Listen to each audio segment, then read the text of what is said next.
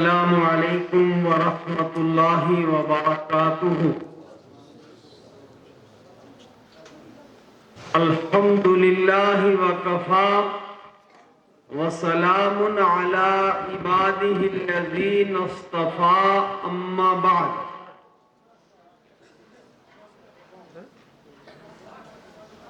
اللہم صلی علی محمد وعلی آل محمد كما صليت على إبراهيم وعلى آل إبراهيم إنك حميد مجيد۔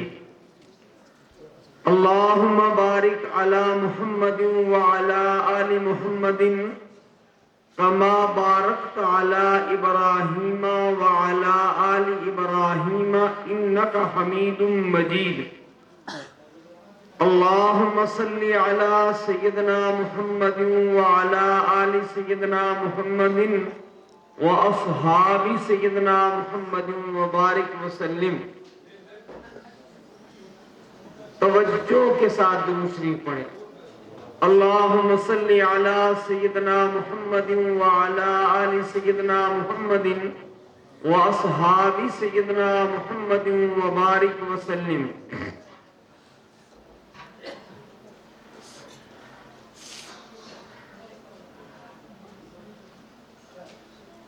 میان حق خلق ذات محمد، میان حق خلق ذات محمد، چون در لفظ اللہ حرف مشدد،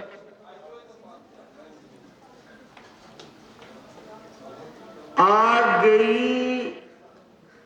جان بدن میں جب لیا نام محمد، آ گئی جان بدن میں جب لیا نام محمد، داروے شفا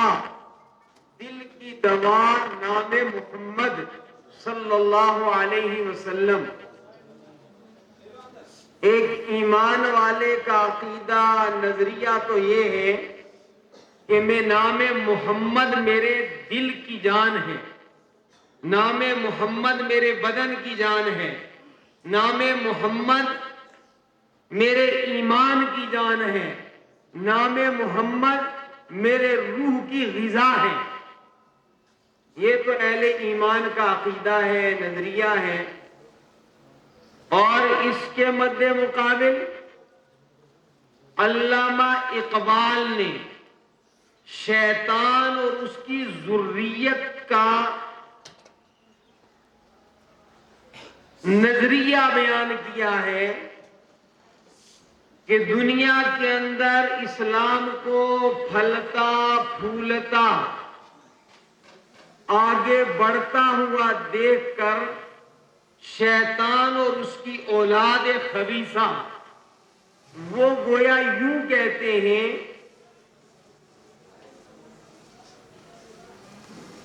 کہ روح محمد ان کے بدن سے نکال دو، بس یہی علاج ہے اس امت کا۔ یہ نبی صلی اللہ علیہ وسلم سے کٹ گئے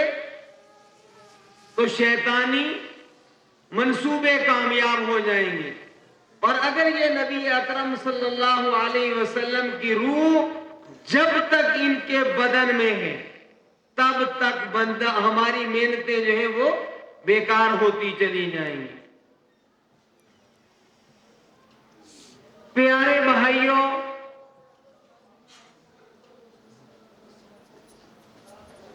مدرسہ اسلامیہ عروج الاسلام احمد نگر کا سالانہ اجلاس ایسے وقت منعقد ہو رہا ہے کہ یہ ماہ رجب ہے، اور ماہ رجب کی بھی 27ویں تاریخ ہے۔ اللہ رب العالمین نے سورۃ الاسراء کے آغاز میں فرمایا سبحان الذی اسری بعبدہ لیلا من المسجد الحرام الى المسجد الاقصى من المسجد الحرام الى المسجد الاقصى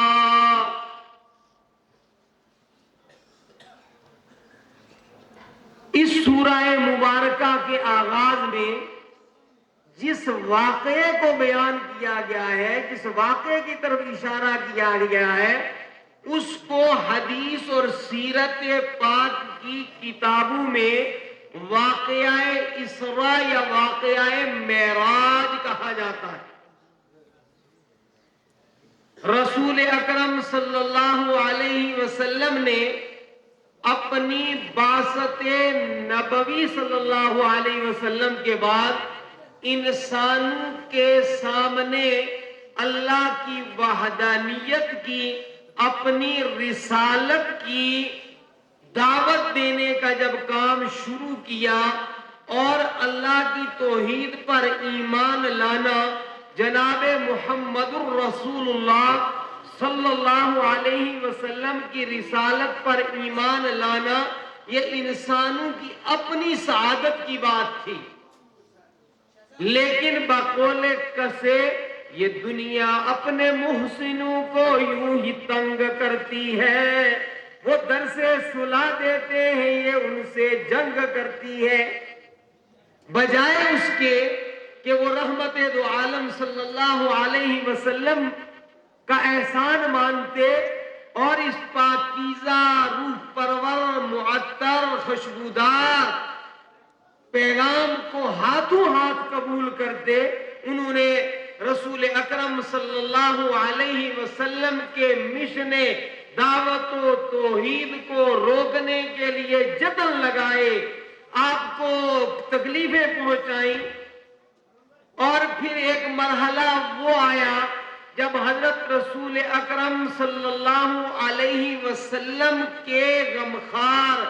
غم گسار حضرت ابو طالب کا انتقال ہو گیا۔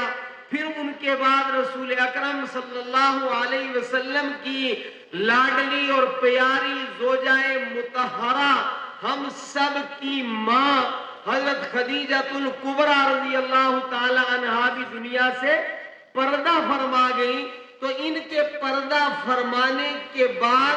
ان کی اظہار رسانیوں کا سلسلہ پہلے سے دو چند ہو گیا۔ قرآن نے کہا وَلَقَدْ نَعْلَمُ أَنَّكَ يَضِيقُ صَدْرُكَ بِمَا يَقُولُونَ، اے محبوب صلی اللہ علیہ وسلم، ہم اچھی طرح جانتے ہیں، یقیناً جانتے ہیں، وَلَقَدْ نَعْلَمُ أَنَّكَ يَضِيقُ صَدْرُكَ بِمَا يَقُولُونَ، کہ یہ جو ان کی اظہار رسانیوں کی وجہ سے آپ کے قلب اطہر کو تکلیف ہوتی ہے، ہم انہیں جانتے ہیں، لیکن یہ نغمہ فصل گل و لالا کا نہیں پابند، یہ نغمہ فصل گل و لالا کا نہیں پابند، بہار ہو کے خزاں لا الہ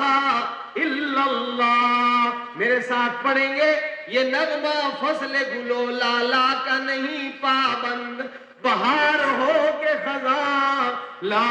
الہ الا اللہ، لا الہ الا اللہ، لا الہ الا اللہ، لا الہ الا اللہ، محمد الرسول اللہ صلی اللہ علیہ وسلم، گرچہ بت ہے جماعت کی آستینوں میں، گرچہ بت ہے جماعت کی آستینوں میں، مجھے ہے حکم اعظم لا الہ الا اللہ، لا الہ الا اللہ، لا الہ الا اللہ، محمد الرسول اللہ صلی اللہ علیہ وسلم۔ یہ دور اپنے براہیم کی تلاش میں ہے، یہ دور اپنے براہیم کی تلاش میں ہے، صنم کدا ہے جہاں میں لا الہ الا اللہ، لا الہ الا اللہ، لا الہ الا اللہ، محمد الرسول اللہ صلی اللہ علیہ وسلم۔ تو اگرچہ حالات دشمنوں نے راستے بند کرنے کی کوشش کی ہے، لیکن رسول اکرم صلی اللہ علیہ وسلم نے پوری قوت کے ساتھ نغمہ توحید گانا شروع کیا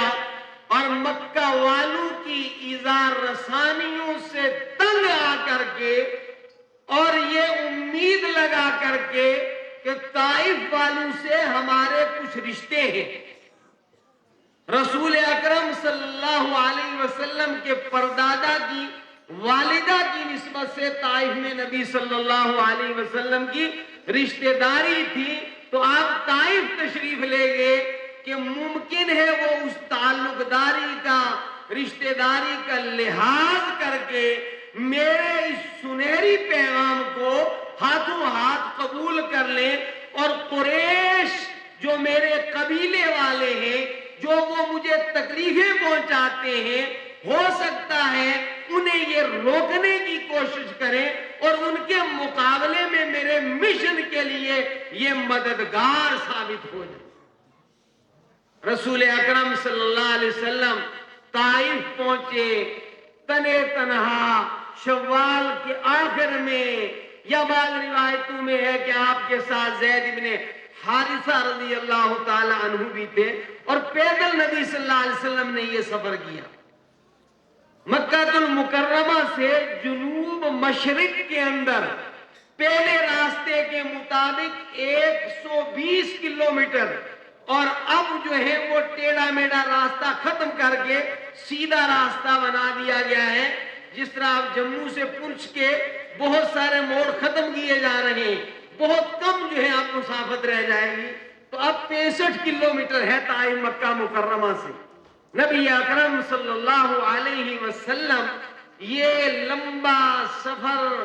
طے کر کے پیدل جو ہے وہ طائف شہر پہنچے، اور طائف مکہ شہر کے قد و قامت کا شہر تھا اس زمانے کے اندر، اسی لیے انہوں نے کہا تھا لولا نزل هذا القرآن من رجل من القريتين عظیم، کہ یہ قرآن اس بندے پر نازل ہو گیا، یہ کسی بڑے آدمی پر ان شہروں میں سے کیوں نہیں جو ہے وہ اترا؟ طائف کا کوئی بڑا آدمی ہوتا اس کو جو ہے بنایا جاتا نبی، یا مکہ کا کوئی بڑا آدمی ہوتا اس کو نبی بنایا جاتا۔ نبی اکرم صلی اللہ علیہ وسلم طائف پہنچے، اور رشتہ داری میں جو تھوڑی قربت بنانے والے 3 بھائی تھے، اور وہ شہر طائف کے یہ بڑے لوگ تھے، ان کے سامنے جا کر نبی اکرم صلی اللہ علیہ وسلم نے فرمایا قولوا لا الہ الا اللہ تفلحون، اللہ کی وحدانیت کا اقرار کر لو، کامیاب ہو جاؤ گے۔ تو ایک بھائی عبد یالیل تھا، اس نے کہا اگر اللہ نے تجھے نبی بنایا ہے تو میں غلاف کعبہ پھاڑ دوں۔ دوسرے نے کہا واہ جی، اللہ کو آپ کے علاوہ کوئی نبی ہی نہیں ملا۔ تیسرے نے کہا کہ میں آپ سے گفتگو نہیں کرنا چاہتا، اس لیے کہ اگر واقعتاً آپ اللہ کے نبی ہیں تو پھر آپ کا مقام بہت بلند ہے، اور اگر یہ حقیقت نہیں ہے تو بھی پھر میں آپ سے بات کرنا مناسب نہیں سمجھتا۔ جب نبی اکرم صلی اللہ علیہ وسلم کو ان کی طرف سے خلاف توقع یہ تلخ جوابات ملے، تو رسول اکرم صلی اللہ علیہ وسلم نے انہیں فرمایا اذا فعلتم ما فعلتم فاکتموا عنی، تم نے میرے ساتھ جو سلوک کیا کر ہی دیا، البتہ اتنا کرنا کہ اب میرے متعلق یہاں بہت زیادہ تشہیر نہیں کرنا، میرے وہ دشمن یہاں بھی پہنچ جائیں گے۔ کسی اچھے مشن کا مددگار بننا یہ سعادت ہوتی ہے، اور کسی اچھے مشن کا دشمن بننا یہ بد نصیبی ہوتی ہے۔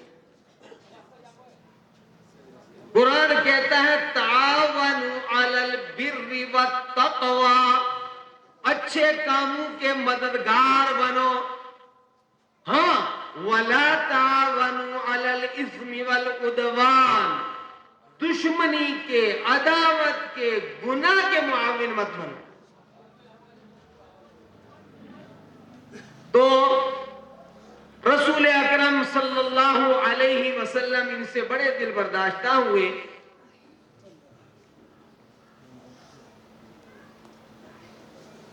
ایک صحابی رضی اللہ تعالی عنہ فرماتے ہیں کہ اس وقت تک میں مسلمان نہیں ہوا تھا، حالت شرک میں تھا، اور میں نے طائف کے مشرق بازار میں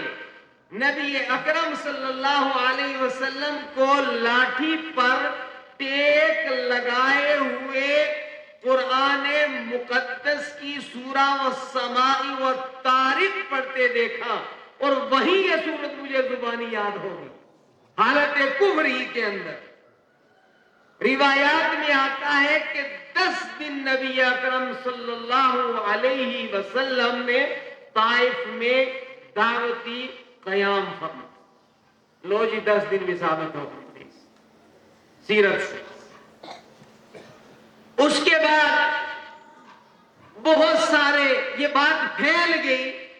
اور بنو ثقیف قبیلے کے عام لوگ آگے اور آ کر کہنے لگے کہ جن کو چھوڑ کر تم آئے ہو ہمارے پاس، ہم ان سے زیادہ بدتمیزی میں سخت ہیں، تم یہاں سے چلے جاؤ۔ اور انہیں یہ خدشہ لاحق ہوا کہ کہیں ایسا نہ ہو کہ ہمارے نوجوان اس پیغام کو قبول کر لیں۔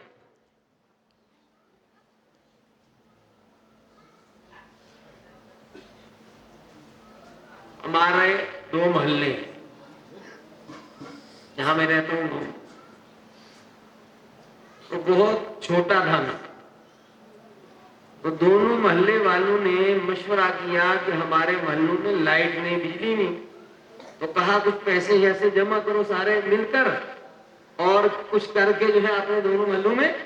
بجلی لے آئے، جو کھمبے جو کچھ ہے میں نہیں کہنا چاہتا۔ تو جو دوسرے محلے والے تھے انہوں نے پیسے جمع کیے اور وہ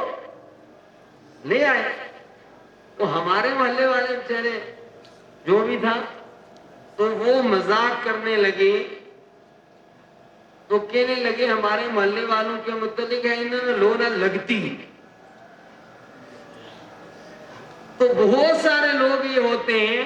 انہیں ہدایت سے نہیں لگتی، انہیں اچھائی سے نہیں لگتی، انہیں ترقی سے نہیں لگتی، انہیں کامیابی سے نہیں لگتی۔ بھئی ناکامی آدمی کو بری لگے تو بڑی اچھی بات ہے، نالائکی بری لگے تو اچھی بات ہے۔ آپ کو تو یہ فکر ہونی چاہیے کہ ہمارے نوجوان برے کاموں میں نہ جو ہے وہ چلے جائیں، آپ کو یہ فکر ہو جائے کہ ہمارے نوجوان جماعت میں نہ چلے جائیں گے، ہمارے نوجوان جو ہے وہ مدرسے میں پڑھ نہ جائیں گے، ہمارے نوجوان جو ہے وہ عروج الاسلام کے جلسے میں نہ چلے جائیں۔ اللہ کے بندو، وہاں تو قرآن سیکھیں گے جا کر کے، وہاں تو کردار سیکھیں گے جا کر کے، یہ پھر وہی گل ہے کہ لو نہ لو۔ تو ان بوڑھوں کو فکر ہو گئی کہ کہیں ہمارے نوجوان اس پیغام حق و صداقت کو قبول نہ کر لیں، تو جمع کیا اور ابھارا انہیں اور کہا کہ نکال دو اس کو، اس آدمی کو۔ جو اب منفی پہلو پر تقریر کرو تو ماشاءاللہ مثبت باتیں، اچھی باتیں، عملی باتیں کرو لوگوں کے سامنے، تو جناب ٹس سے مس نہیں۔ انہوں نے نوجوانوں کو اکسایا، ابھارا۔ تو یاد رکھیں کہ ان اوباشوں نے، بندواشوں نے، تڑپ اٹھتا ہوں جب طائف کا منظر یاد آتا ہے، وہ زخموں سے بھرا جسم پیغمبر یاد آتا۔ 2 رویہ قطاریں بنائی نوجوانوں نے، اور سیرت نگاروں نے لکھا ہے، محقق سیرت نگاروں نے کہ دونوں طرف قطاریں بنا کر جب رسول اکرم صلی اللہ علیہ وسلم اس راہ سے گزر رہے تھے، یہ قدم قدم بلائیں یہ سواد کوئے جانا، یہ قدم قدم بلائیں یہ سواد کوئے جانا، جسے ہو زندگی پیاری وہ یہیں سے لوٹ جائے۔ ہر قدم جو نبی صلی اللہ علیہ وسلم اٹھاتے تھے وہ پتھر برساتے تھے۔ سچ کہہ رہا ہوں، تحقیقی بات کہہ رہا ہوں، لکھا ہے سیرت نگاروں نے کہ حضور اکرم صلی اللہ علیہ وسلم زخموں سے چور چور ہو کر کے جب بیٹھ جاتے تھے، وہ آ کر کے دونوں اس طرف سے پکڑ کر کے رسول اکرم صلی اللہ علیہ وسلم کو اٹھاتے تھے، اور پھر آپ جو قدم آگے بڑھاتے تھے پھر پتھروں کی بارش کرتے تھے۔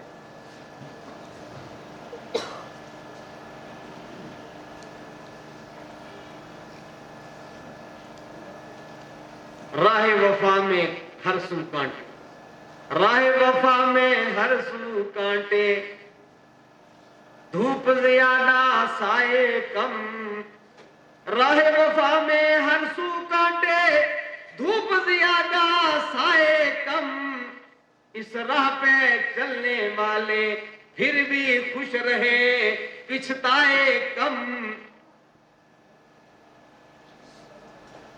رسول اکرم صلی اللہ علیہ وسلم نے اس طرح 5 کلومیٹر کا سفر طے کیا۔ پتھروں کی بارش ہوتی رہی آپ صلی اللہ علیہ وسلم کے اوپر، اور آپ صلی اللہ علیہ وسلم آگے بڑھتے رہے، اور بہت نڈھال ہو کر ایک باغ تھا،